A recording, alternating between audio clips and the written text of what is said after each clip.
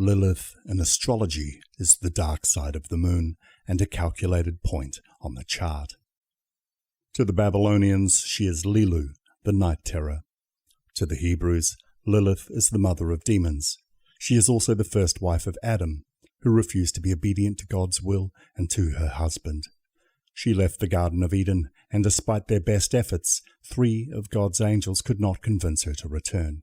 And although what she did next varies depending on who you ask, all agree it was not beneficial for humanity. While the outrage of her refusal to be subservient makes sense in a biblical age, times have actually changed.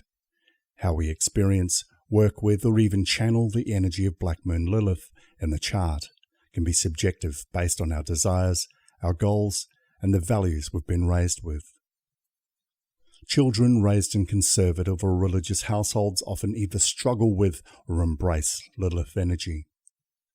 Shame, repression, ridicule and isolation, guilty pleasures and the unnatural ways we purge ourselves, those emotions that cause us the greatest pain, and those parts of ourselves we hide from the rest of the world.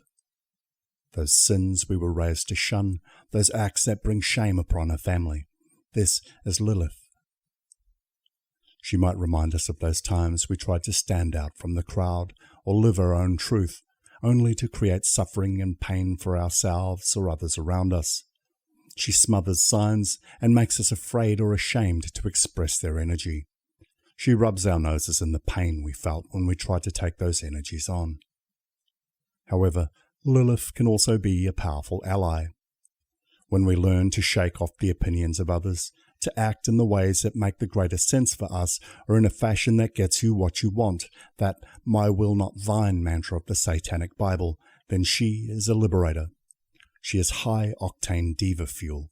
She understands that when people are talking about you, you're current, that any press is good press.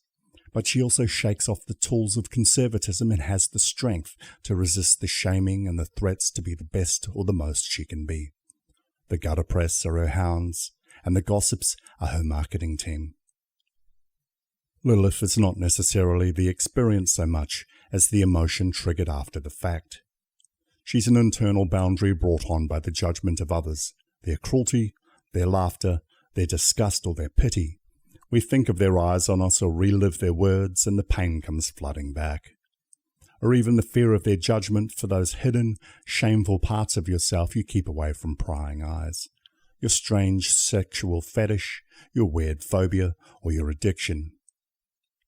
It's easier to accept her boundaries and be discreet, and it's dangerous to play with her fire. However you experience Lilith is up to you, but just remember, like the Lilith of the ancient world, she doesn't care what you think or how she makes you feel. She's one of the points of the zodiac you do not own, and any negative emotions she creates are yours alone to struggle with. Aligning with her will make you a pariah, but if you're willing to go all the way, she guarantees absolute freedom and the spoils that only the truly shameless get to enjoy.